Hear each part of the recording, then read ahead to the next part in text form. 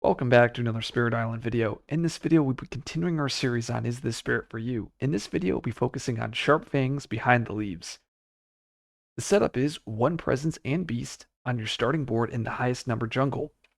Put your other presence in a land of your choice with beasts anywhere on the island. And that's pretty cool because your second presence doesn't have to go in your starting land or on your starting board.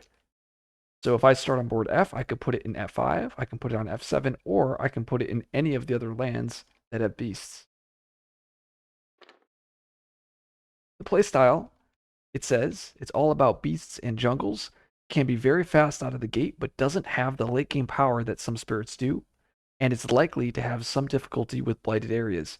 Ranging Hunt is a critical innate ability, particularly in the early game. It simultaneously gives beasts mobility and permits them to pick off stray explorers or towns. The complexity is moderate. Summary of powers is decent offense, decent control, a lot of fear, little defense, and no utility. And it is a beast user.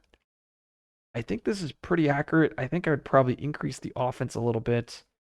I would decrease the defense just a smidge, and I would increase the utility.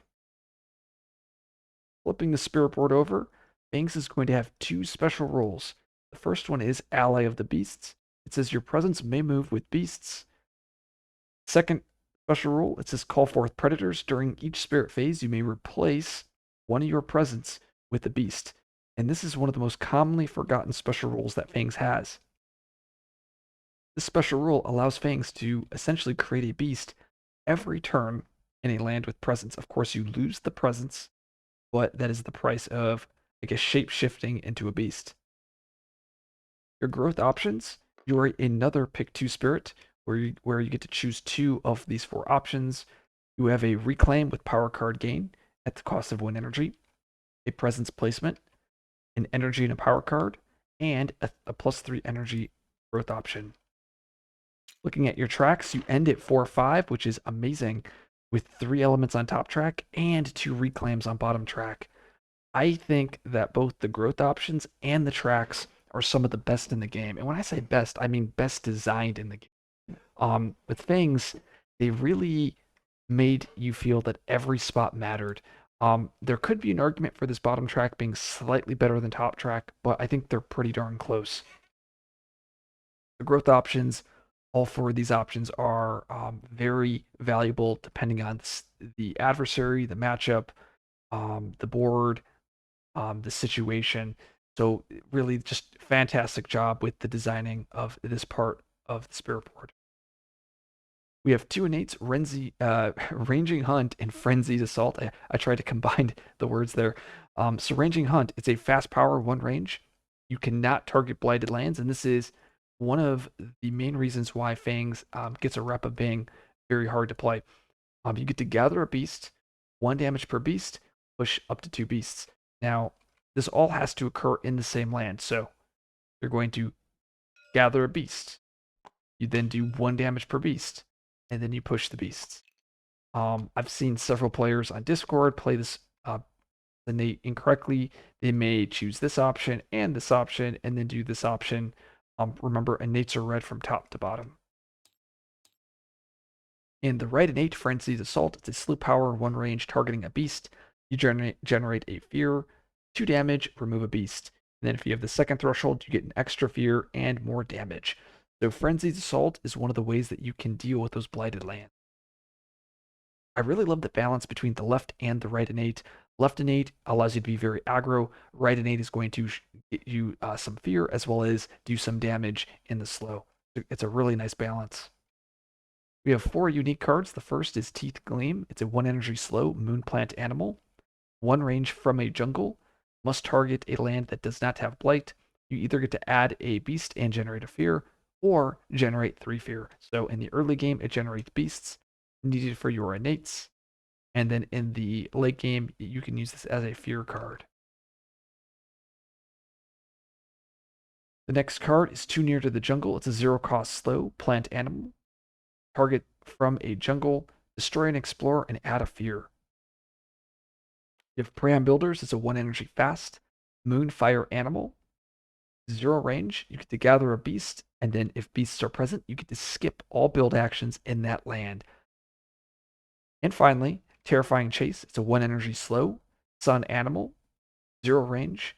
Push 2 explorers towns Dahan, and then you get to push 2 explorers towns or Dahan per beast, and then you generate fear. All 4 of these cards are fantastic for Fangs. Really, it all comes down to the build that you're trying to do or the matchup.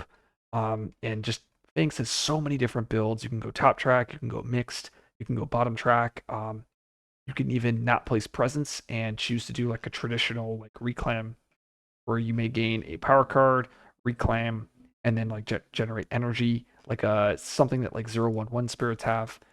Just very, very interesting decisions. So, is this spirit for you?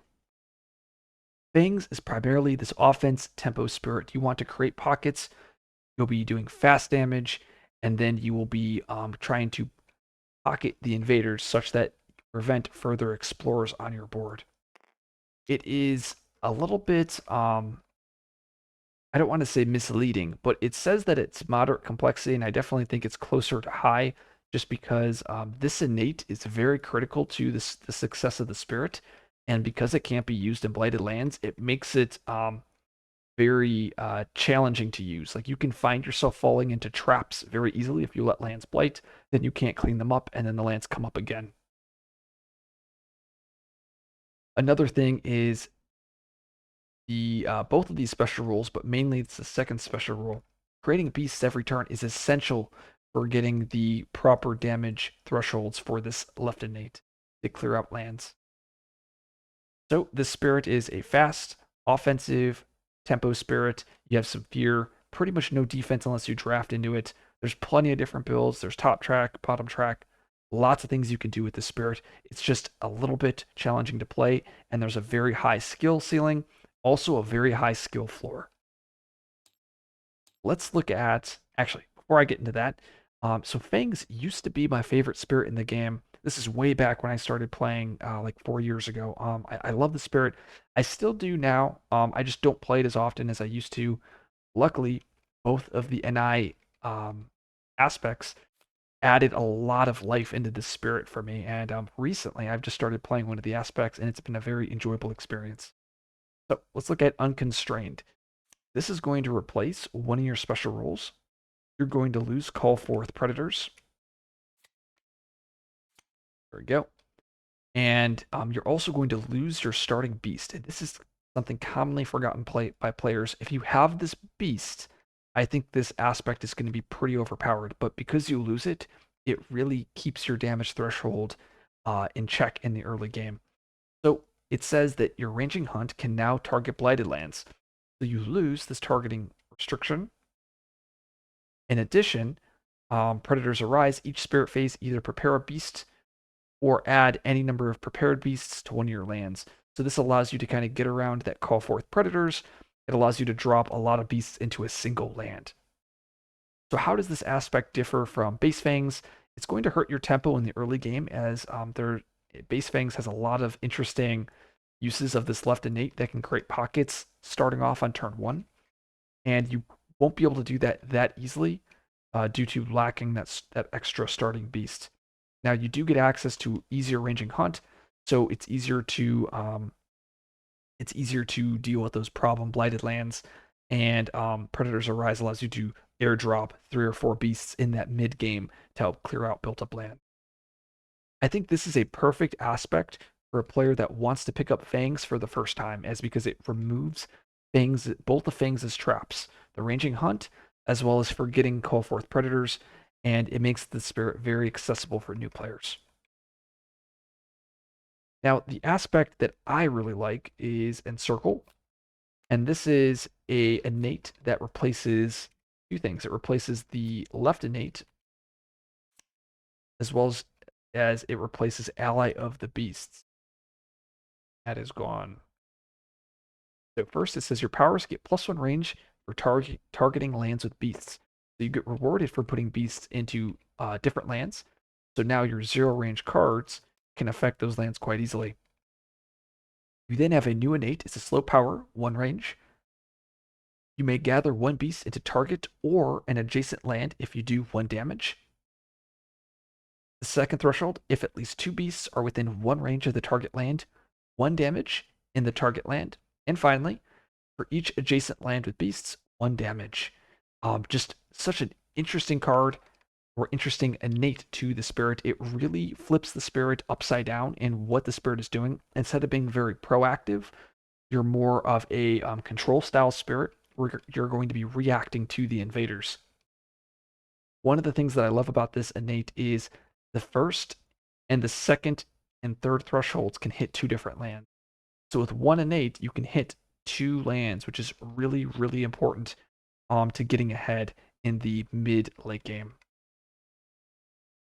As I've stated earlier, this is my favorite aspect with Fangs. If I ever play Fangs, I think this is going to be my the only way I'll be playing Fangs, just because I really enjoy the slow playstyle, and I think that's because I think it plays very similar to Roots in a way where you're dealing a lot of actions in the slow, and that's just a playstyle that I've enjoyed. If you like this video, like, subscribe for more content. I will see you guys in the next video.